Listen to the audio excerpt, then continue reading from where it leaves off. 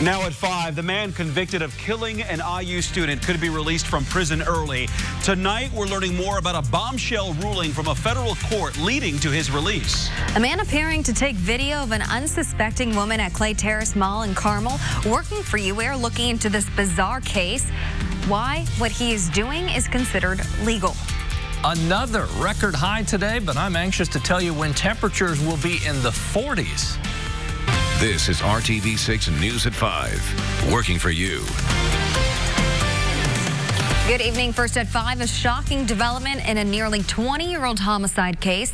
The man serving time for the murder of an Indiana University student could soon be released from prison. A federal court ruled he didn't have proper representation during the trial. Back in 2006, John Myers was convicted in the 2000 murder of 19-year-old Jill Behrman in Morgan County. Well, following a 12-day jury trial, Myers was sentenced to 65 years in prison. Behrman disappeared in May 2000 after leaving her Bloomington home to go for a bike ride. Her remains were found 3 years later. On Monday, a federal court ruled that Myers received ineffective assistance of counsel at trial in violation of his Sixth Amendment rights. The ruling means Myers must be released from prison unless the Morgan County Prosecutor's Office decides to retry him within 120 days. RTV6 has reached out to the Morgan County Prosecutor's Office for comment. We are still waiting to hear back. Jill Behrman's mother, Marilyn, tells RTV6 she will work with the Morgan County Prosecutor to determine what the best decision for her and her family is moving forward. She says, quote, "I will take this one day, one moment at a time. I will go wherever this leads and deal with it. I am disappointed with this ruling, but this is out of my control. I will count on Morgan County Prosecutor Steve Soniga to help guide me through this process, whether that be an appeal leading to a new trial or not. I am more concerned with the emotional toll this will take on family and friends," end quote. Carmel police are investigating after a young lady says a customer took inappropriate pictures of her while she was working. Now, she works at a store at Clay Terrace and recorded this video to her cell phone from the store's surveillance footage. You can see the man following her and trying to snap pictures of her from behind. The woman did not want to speak to us on camera, but says he, quote, "violated my space, my body, and has made me terrified to work." Kind of uncomfortable, a little bit creepy, I would say. Yeah, as a mother of 3 daughters, I feel a little violated. At this point, police tell us anyone can legally take a picture of someone in a public place. According to the Hamilton County Prosecutor's Office, the actions depicted in the video are not considered voyeurism, either under Indiana law, as she was clothed and not naked. The investigation is still ongoing, though. Any potential charges would be determined through the investigation. Well, another hot summer-like day here in early fall. Temperatures breaking 90 degrees yet again, prompting some kids to play in a fountain there. But if you're ready for a more fall-like feel, you're in luck. The changes are coming. I'd say move over, men. We went in there, too. We've got one more day. Keep the water flowing. One more day where we'll set... And then the cool down. Probably set a record high and then dramatically cooler as we get to the end of the work week. Not only did we set the high temperature record for today, but for the month of October, the all-time record high temperature. We hit 92 this afternoon, and temperatures are still in the 90s. It's 90 even up in Howard County, Kokomo, 91 in Frankfort. To the south we go. Temperatures upper 80s to low to mid 90s. 92, as you can see, in Seymour. The trick tomorrow will be just cloud cover, whether we reach that 90-degree mark and set another record. The record's 89. High pressure and that dome of warm air is kind of pushing the showers and thunderstorms to the north of central Indiana for now. That will change as we get through tomorrow night and Thursday. Clouds that we have now will fade away tonight. Temperatures will stay warm all night. At 11 o'clock when we get together, we'll still be in the upper 70s. New developments. The students who received insulin shots instead of a TB test at a Lawrence Township Vocational School are now all out of the hospital and are okay. The mistake happened at the McKenzie Career Center yesterday morning. Staff from Community Health Network were administering TB tests to students in the CNA program, which is a requirement for their off-campus learning. Somehow, 16 students were given a small shot of insulin. So tonight we asked Community Health how this happened. Community Health says they are investigating internally and cannot share any information beyond that. But again, the 16 Mackenzie Career Center students are all okay and out of the hospital. We are now learning that police in Shelbyville are investigating after a man missing since 2018 was found dead in an apartment building Monday. That man has been identified as 44-year-old Derek Beagle. Shelbyville police say the cause of his death is still undetermined. Officers found Beagle's body in an apartment on East Broadway Street in Shelbyville on Monday. Police do not believe foul play is involved in his death. Tonight we are hearing from Beagle's sons about their father's memory. The memory that sticks out the most to me involves all of us. We all lived in this house together, and there's like woods in the back, and we all went back, all of us, made a fort, but we were there a good amount of the day, messed around, made it basically like a home. Investigators say they don't believe the public was ever in any danger. The case remains under investigation. Call Shelbyville Police with any information you may have. Right now, police are searching for an inmate who escaped custody early this morning while on work detail in Marion County. Deputies say 38-year-old Brian Wapner escaped from Jail 2 through a window in the loading dock. Now, Jail 2 is a privately contracted jail that is operated by Core Civic. Investigators say Wapner was injured in the escape and was bleeding when he took off around 3:40 this morning. If you have any information on Brian Wapner's whereabouts, call 911 immediately. A $1 million grant aims to help victims of domestic violence here in Indianapolis. Today, Mayor Joe Hogsett announced the grant from the U.S. Department of Justice Office of Violence Against Women. That $1 million will help expand initiatives to better address victim safety and mental health. That money will also go to investigating and prosecuting cases and better enforcing protective orders. Mayor Hogsett says he hopes the funds will help drive out violence in the home while ensuring survivors that their community is there for them. And speaking of protective orders here in Indiana, people who find themselves in need of a protection order may now request one from anywhere they can access the internet. A new protection order e-filing service is available to you, attorneys and advocates. The new service is for adults and children who need protection from domestic or family violence, stalking, sex offenses, or harassment. People needing protection can use the e-filing service to request it any time of day. You can find the service by going to the website public.courts.in.gov. Still ahead at 5:30 on RTV6, the big question we often face at the checkout, debit or credit. Using your debit card may seem like a great idea, but working for you, the situations you should never use your debit card. But first here, car thefts are a big problem. Working for you, how you can protect your car and yourself for less than $100. Record temperatures right here in central Indiana, much cooler temperatures on the other side of this line of showers and thunderstorms. Talk about our rain chances tomorrow, coming up. Keller and Keller. We have some breaking news just into the RTV6 newsroom. A semi-rollover is impacting traffic on Interstate 65 at the North Split. This is affecting the northbound lanes of I-65, again at the North Split. You want to avoid this area if you can. You want to save yourself a lot of time. We will monitor this for you, let you know when it's cleared out. Welcome back to the news at 5 here on RTV6. 2 people are dead after a crash on the city's northeast side, and IMPD says alcohol may have been a factor. This happened around midnight on 38th Street and Keystone Avenue. Metro Police say a man was speeding in a pickup truck on 38th Street when he ran a red light and his truck hit a car traveling on Keystone. A man and woman inside the car died at the scene. Police say the driver of the truck tried to run away, but officers captured the man a short distance from that crash scene. The identities of the couple who died and the truck driver have not yet been released. Car thefts are a problem in many major cities, including Indianapolis. They can turn your life upside down. Working for you, our Scripps team looks at how you can protect yourself. One expert recommends investing in extra technology to ensure your car is found quickly or not stolen in the first place. And he says that added security could cost you less than $100. Dave Brucker started the Facebook group Stolen KC after 2 of his trucks were taken. One of his solutions fits in the palm of your hand, a GPS tracker you can hide in your car and connect to an app.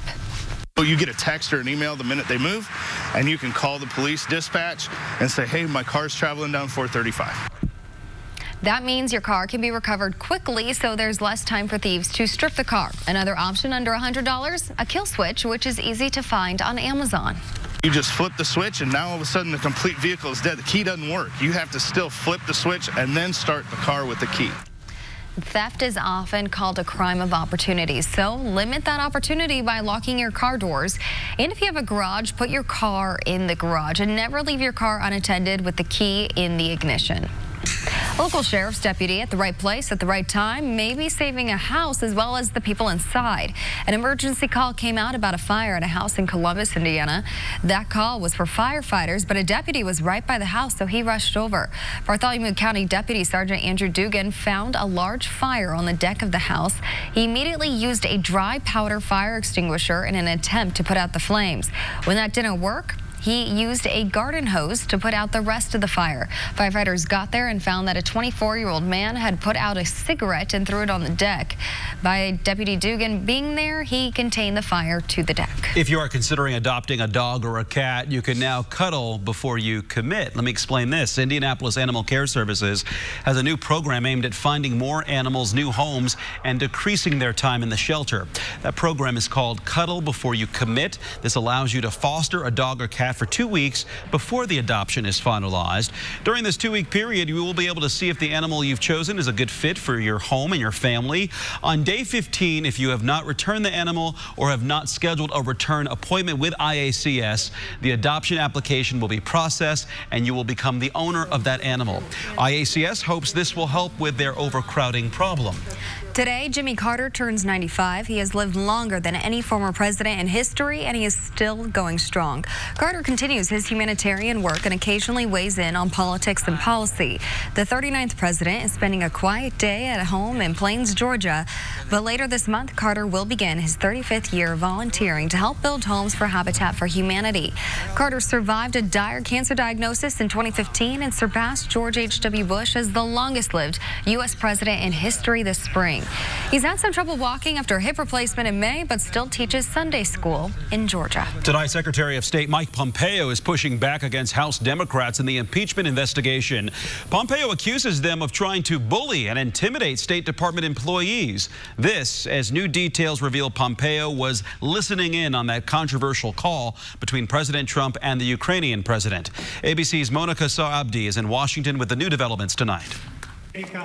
While on official business in Italy, Secretary of State Mike Pompeo was unable to leave behind the impeachment investigation brewing in Washington. Pompeo ignoring questions from reporters. Mr. Secretary, do you have any comment on reports here on the July 25th call with President Zelensky? At the same time, his office firing off a stern letter to House Democrats, accusing the House Foreign Affairs Committee of attempting to, quote, intimidate, bully, and treat improperly State Department officials who have been scheduled for depositions, and stating the 5 officials scheduled to testify will not appear on the scheduled dates. The letter comes as new details further draw Pompeo into the impeachment investigation against President Trump. ABC News has learned Pompeo was listening in on that July 25th phone call in which Trump asks the Ukrainian president for a political favor. Pompeo evading a direct question on the matter just 1 week ago. What do you know about those conversations?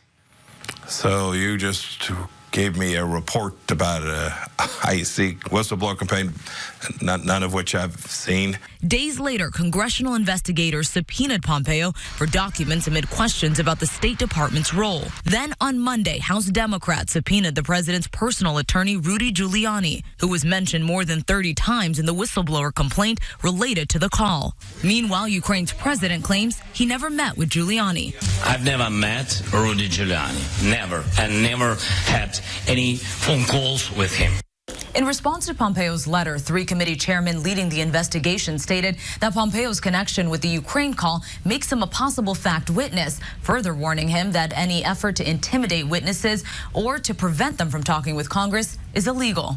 Monica Saabdi, ABC News, Washington. Well, right now, the Indiana Pacers are in the middle of a 16-hour flight to the farthest road game they're ever going to play this season. Short flight, not too bad, right? Well, the blue and gold are en route to Mumbai, India. The team posted these photos to Twitter, showing them boarding the plane and on the plane. Yeah, the Pacers will be in India to play an exhibition game against the Sacramento Kings. That game is on Friday. This will give people in India the chance to experience NBA basketball and see the players that they follow on TV and the internet. And take a look at this. Rookie Brian Bowen, the second, took care of the entire team this morning. He brought donuts for everyone to start their day out, right? Because, of course, 16 hours in the air, It's a lot. And it's tradition for rookies to suck up a bit to the veteran players and coaches. That's what you do, right? I'm sure that's in their player diets. I'm sure the donuts helped on a long flight like that. Can you imagine leg room for those guys? I was thinking about that, especially those guys. Think about it for them. Imagine them. Woo. 16 hours. Well, we've been on a long stretch of warm days. We got one more day where we may set a record. I think we'll probably tie it tomorrow. It'll just depend on cloud cover. We're living like it's July right now. Wind out of the southwest. We're currently at 90 degrees. Sun will set before 7:30. Remember, I talked about the bubble of warm air on the fringe then of the transition from the warm to the much cooler airs where we have the showers and thunderstorms. Just to show you the temperature difference, right now 86 in Chicago, 52 in Minneapolis, 82 in Des Moines. You get into South Dakota, temperatures are in the 40s. For us, our coolest temperatures will be in the 40s for overnight lows, but you see what happens to high temperatures. Tomorrow, 89 degrees. We step back on Thursday, then our coolest day in the forecast for high temperatures occurs on Friday with a mixture of clouds and sunshine. The end is in sight for these warm October temperatures. Currently 91 in Terre Haute and Bloomington, 88 Greencastle on up to Crawfordsville, 93 in Muncie right now. Mark and Amanda, with this heat, I want to show you one cool cat. Look at Daisy. You know, typically I take dogs for a walk, right, during the evening forecast. Well, how could you decline a cat with sunglasses on and a bow tie? Yep, so front and center. Daisy, thanks for your sense of humor and joining in. We've walked a calf, I think, in the last week. I think we've even had horses on here, but Kevin.Gregory at WRTV.com. Send me a picture of your pet. We'll take your pet for a walk figuratively during the forecast. It's a warm one this evening and stays dry. Temperatures tomorrow morning at or above 70 degrees. That gives us a jump on afternoon highs in the upper 80s with a mixture of clouds and sunshine. Tomorrow evening, tomorrow night, chance for a thunderstorm, especially in the northern third of the state. Temperatures by noon tomorrow, 83, 89, the afternoon high. A bit on the breezy side, too. Our west wind, 15 miles per hour, may gust to 25. There are the high temperatures. Again, as you get closer to the state line with Michigan, a little better chance for showers and thunderstorms. Then as we get into the evening, can't rule those out anywhere north of Interstate 70. Watch the wind direction change, start coming out of the northwest by Thursday evening. That will drive in the cooler, drier air.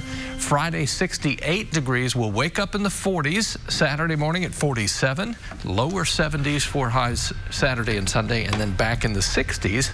Even cooler, it looks like by Tuesday morning, 44 degrees. A little bit more like fall. Yeah. Really downshifting. And I think that will turn on the colors of the trees. So, you know, this drastic change in temperature will do that. Be ready for that. Thanks, Kevin, ready for that. for those Insta pictures. Yeah, right? A 9-year-old boy makes a winning mistake on a 5K run. How taking a wrong turn led him to victory. Coming up.